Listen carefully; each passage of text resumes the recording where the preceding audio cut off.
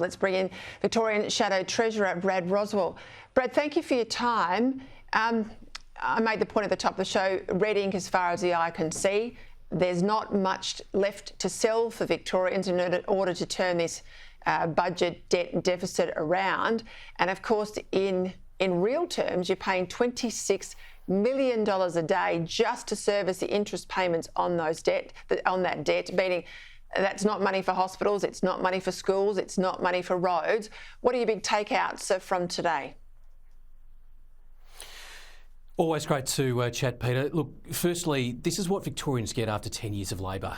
This is what the price of Victorians pay after a decade of the Labor government here in Victoria, after a decade of Labor budgets.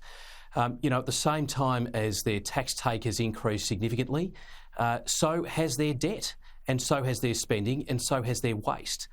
In the last 10 years alone, there's been more than $40 billion wasted on major project cost overruns, major project blowouts.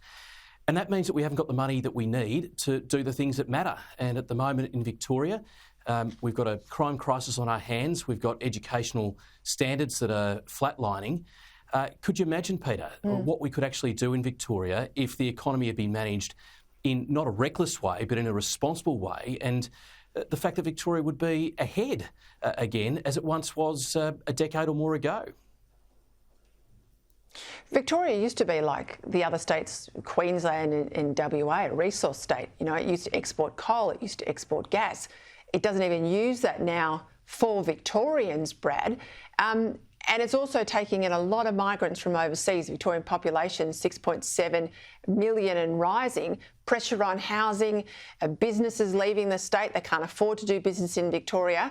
Homeowners selling up and getting out as well. I mean, how on earth do you turn the state around? I mean, what does Victoria generate to pay off this this debt?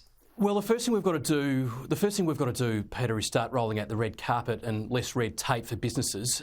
Last year there were some 5,000 plus businesses that closed in this state. At the same time, 7,000 businesses that closed in this state at the same time as businesses grew by about 3,000 in New South Wales and 5,000 in Queensland, on the back of the opportunity they have with the Olympics there. So the first thing we've got to do is say to businesses that have recently left Victoria or shut in Victoria, and the thing we need to say to businesses in Victoria who are just, falling over under the pressure of Labor taxes is, Victoria will again be open for business under a Liberal national government here after the 2026 election. We've got to grow the economy. We've got to, stimulate the economy by getting off people's backs, by getting off businesses' backs. You mentioned housing, Peter.